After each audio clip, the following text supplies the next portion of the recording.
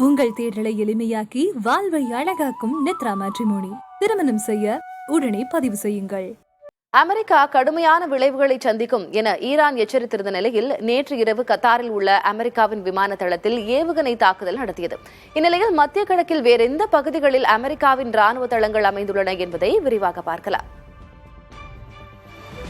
அமெரிக்காவின் 5வது கடற்படை தளம் பஹ்ரைனில் அமைந்துள்ளது. இந்த தளம் 4 கன்னிவெடி எதிர்ப்பு கப்பல்கள், 2 தளவாட ஆதரவு கப்பல்கள் மற்றும் பல அமெரிக்க காவல் படை கப்பல்களை கொண்டுள்ளது. இது 1948ஆம் ஆண்டு முதல் அமெரிக்க கடற்படையால் பயன்படுத்தப்பட்டு வருகிறது.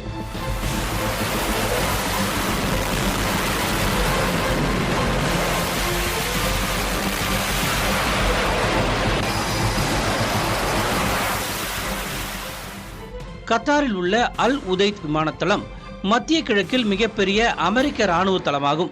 இதில் சுழலும் போர் விமானங்கள் நிறுத்தி வைக்கப்பட்டுள்ளன. ஈராக்கில் உள்ள அல் அன்பார் கவன்ரேட்டில் 2 அமெரிக்க விமான தளங்கள் உள்ளன. இங்கு அமெரிக்காவின் 2500 துருப்புகள் நிறுத்தி வைக்கப்பட்டுள்ளன. தெற்கு சிரியாவில் உள்ள அல் தன்ஃப் காரிசன் விமானத்தளம் ஈரானுடன் தொடர்பில் இருப்பவர்களின் நடவடிக்கைகளை கண்காணிப்பதில் முக்கிய பங்கு வகிக்கிறது. குவைத்தில் உள்ள அலி அல்சேலம் விமானப்படை தளம் விமான போக்குவரத்து நடவடிக்கைகளுக்கு பயன்படுத்தப்படுகிறது. அதே போல மற்றொரு முக்கிய விமான தளமான கேம்ப் அரிஃப்ஜன் விமானத்தளம் ராணுவ உபகரணங்களை வழங்குகிறது.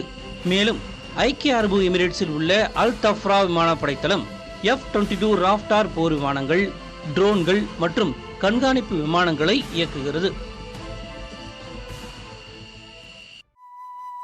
உங்கள் தேடலை எளிமையாக்கி வாழ்வை அழகாக்கும் நித்ரா மேட்ரிமோனி. திருமணம் செய்ய உடனே பதிவு செய்யுங்கள்.